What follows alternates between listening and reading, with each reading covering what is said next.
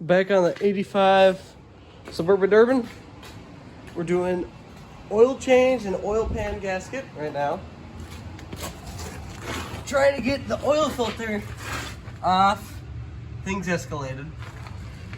I could not get it off and just got it a little loose with that thing. It was very tight.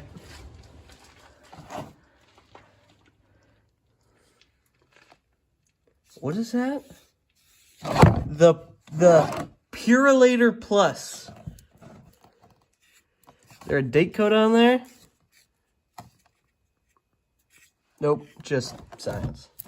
Yeah, she was tight. Tight. And it's also a lot of gas in the oil. A lot of gas. So to get this thing apart, I had to take off the little cover in between the transmission and that to get to some of the bolts, and then start taking the oil pan bolts out. So yeah. I don't know how much of that will get done. I'll probably get the whole pan off, and then I'll just put a pan underneath that, and then come back in on Wednesday to put stuff back together. Maybe. Okay, we have grinder oil, and she's full. Definitely had some gas coming through there. And we should have, what, 5 quarts, 6 quarts? That's more than that. So going back in, you know, nothing but the best. Heavy duty diesel. And then we'll water her down a little 530. We got an old Delco Duragard. But while we're in here, we splurged. When I say we, I mean him. Splurged on a new gasket. Nice. So we got the nice guy.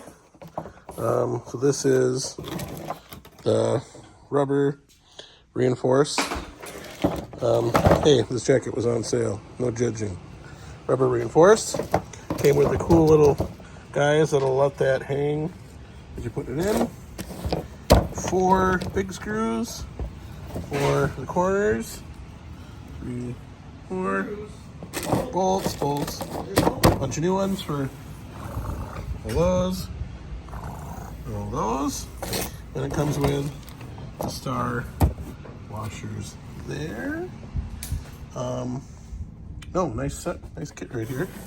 And where is our part number? Everywhere. There you go. Part number right there, Felpro. Pretty generic for small block Chevy. So we are working on taking that thing out, and we put. So while we're here, instead of just changing the oil, we got the new gasket, everything. We're gonna take the pan down and clean that a little bit. We've got some super clean, and we're gonna let it soak. Rubbermaid tub overnight, and oh, this should be a nice unit. We got it running pretty well. It starts pretty well. So now we're just working our way through everything else. We'll continue to fine tune the choke. This is going to be mainly a summer machine, so getting that running well when it's 30 or 20 or 10 doesn't matter. It's really when it's 70 or 80 or 90. So we got 50. That. Or 50. So we don't believe in creepers here, I guess. But eye protection is... I had enough junk falling my face. Is where it's at. I just do the safety squint, and then you get rust and oil in the eye. Ain't no rust on this thing. No, not in this guy. You get oil chunks or whatnot. But oil chunks, huh? Well, grease chunks from the years. We got heat blowing right here. Sitting in my nice seat right here. Yeah, he's doing all the real work. Yep. I have, I think, 5 bolts left, or 3 bolts left. And we'll see what the bottom of the pan looks like. Like I said, it was pushing some gas through before we got it tuned up better. And we tried to start it a bunch, which will push gas through, especially when the rings are kind of stuck from sitting. And especially when there's 221,000 miles, huh? She's got some ring gap, but great for boost. But this wasn't really an oil burner that I can recall. Then again, it won't be. We're not going to drive this thing to Madison and back pulling a trailer, so we should be. Hey, I'd love to be able to get to that point. Yep. But she's not a powerhouse, I guess is what I'm trying to say. So she's got the frame for it, just not the engine. No, it's funny looking at, because we have a 85 half ton, and like this frame is an inch and a half, 2 inches taller than that guy. And so they're only like 230. They're only like a 16th bigger or something, or 2/32. Oh, like metal, thicker metal. Like a 30-second bigger or something. Yeah. But like, you can imagine how much a 30-second is over that much, and you're like, Yep. If I was ever gonna build something that had like an inch thick, it's just gonna be a 1 inch by 6 inch flat strip that runs the whole way. And we'll call it a Hummer. There we go. Okay, we'll come back when the pan's down. So one more question. In 85 half ton, it would pretty uncommon to find a 4-bolt main. But in an 85 3/4, this is 86. 86. This is 5. And like I said, 85. Oh, that's right, the other one. An 85 3/4, maybe it is a 4-bolt. So we will know that XPS ribs. Yeah, those are super nice Michelin tires. But they're a million years old. They're not even date coded. Well, this one's kind of wore on one side, so. That's a different one. This is a different tire and wheel in here. This is a different Michelin. Oh, that's right. You stole that off the other one. Oh yeah. Them babies are right there. They're old. So we gotta get that.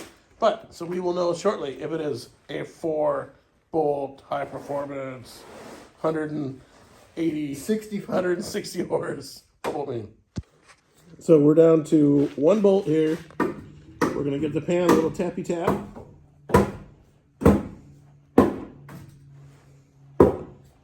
Loosen that feller up.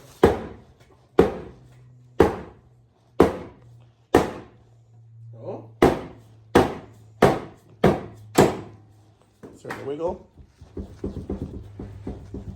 Yep. Okay.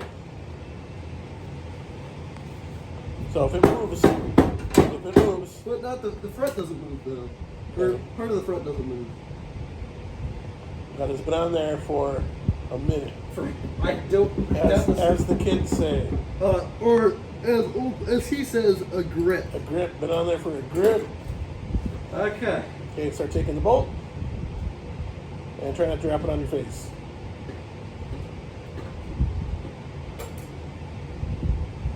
That came out. Oh. So try to go straight down if you can. Because the oil pan pickup will be right there. Oh, I can smell the gas. Oh, you can. Oof, that. Yep.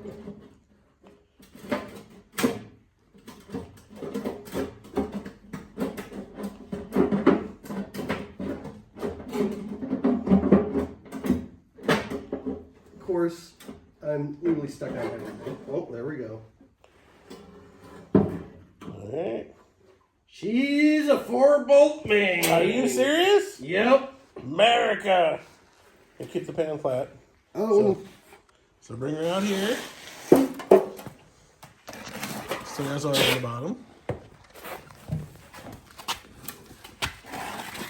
Oh! Here, let's drain. Here, hold on.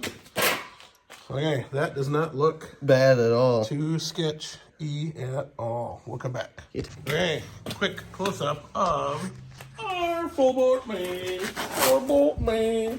Oh!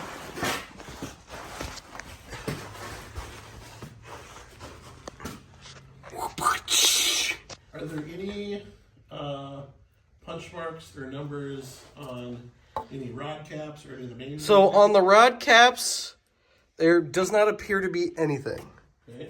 On the mains, they should be numbered. Yeah, they're numbered correctly. Yeah, and they're numbered from the factory. Oh yeah. You don't see any punch marks on anything? I don't see any punch marks on anything anyway.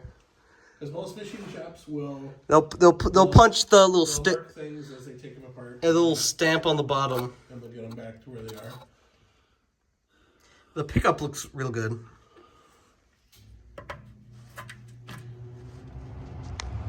So when it flooded out on us, you probably had some gas sitting in that pan and in the oil. As you can smell it, and that helped clean a little bit. But It definitely, like, you can feel like some of the oil sitting on the pickup is definitely a little gritty, but like yeah. it has 221,000 miles on it. So we'll put a bigger pan underneath there.